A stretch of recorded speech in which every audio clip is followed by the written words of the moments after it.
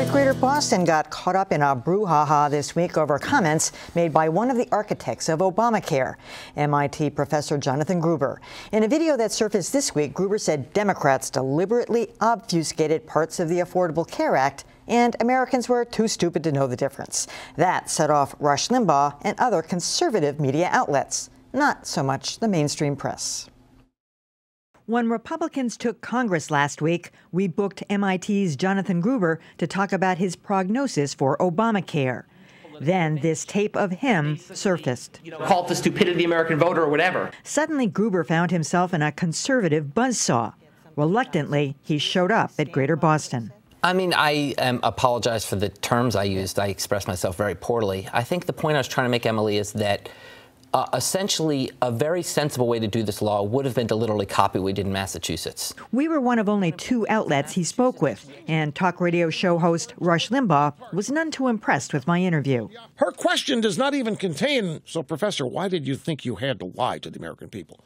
So, Professor, why did you lie to the American people? Professor Gruber, why do you think the American people are stupid? Note that none of that is in Emily Rooney's question. No, Rush, because those are your questions, not mine. I asked Gruber whether a Republican Congress will act on their promise to dismantle Obamacare. Here's how you interpreted that question. This is her fear now. Oh, Professor, have you blown it? Have you blown it for all of us here on the left? Us on the left, huh? Well, you are right about the mainstream press avoiding the controversy, as media critic Howie Kurtz pointed out on Fox News. On what planet is this kind of embarrassing admission not news? Apparently the planet where the mainstream press supports Obamacare. So is much of the media ignoring a bona fide scandal? Here to hash it out, John Keller of WBZ, Josh Benton of the Neiman Journalism Lab, Callie Crossley of WGB News, and Dan Kennedy of Northeastern University. You know, interestingly, when I was at ABC in 1994, Rush Limbaugh embraced me because of something I said in a newspaper about, you know, the old saw about network news having a liberal bias happens to be true.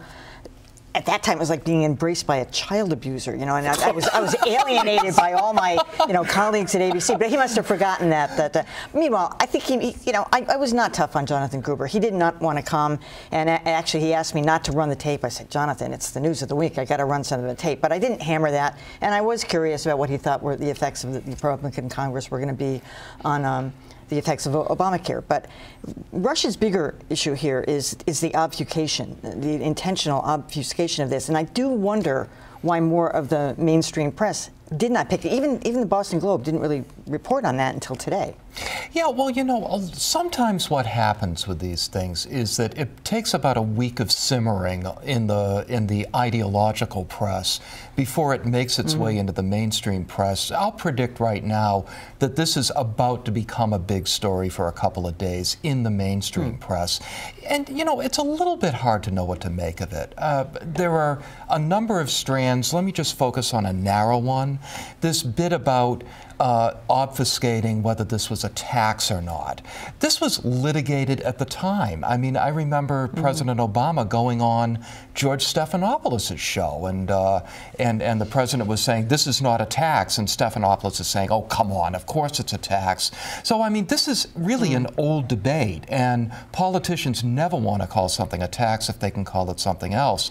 Ironically, the ACA was saved several years ago when the Supreme Court said, yes, it is a tax, so it's okay.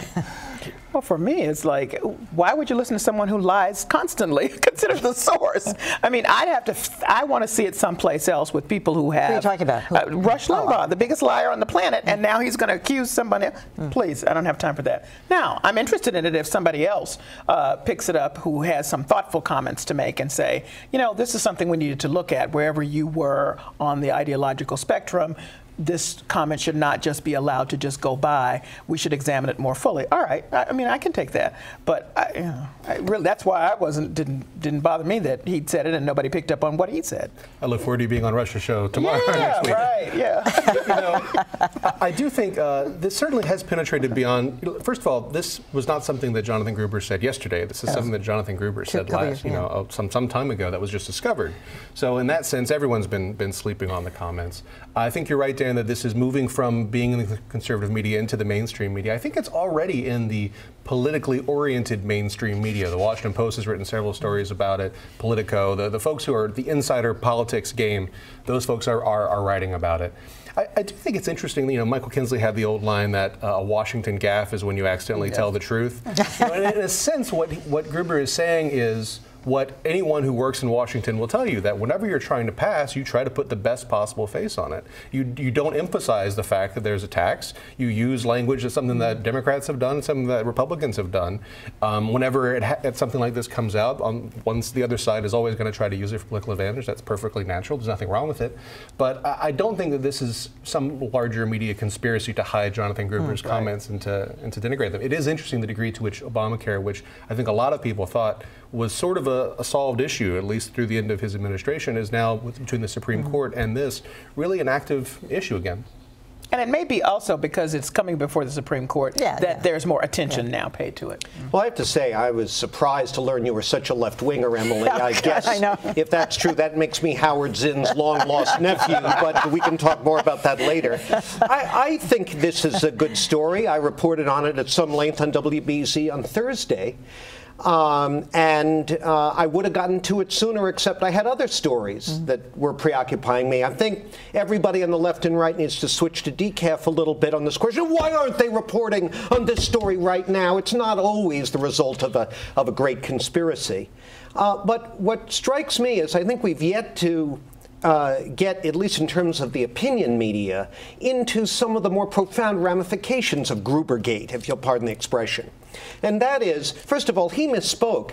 This doesn't speak to the stupidity of the American people. It speaks to the stupidity of the members of Congress who went along with the sham or who didn't even get it themselves. And there's a broader issue about the general corruption of our political process that this highlights. Well said.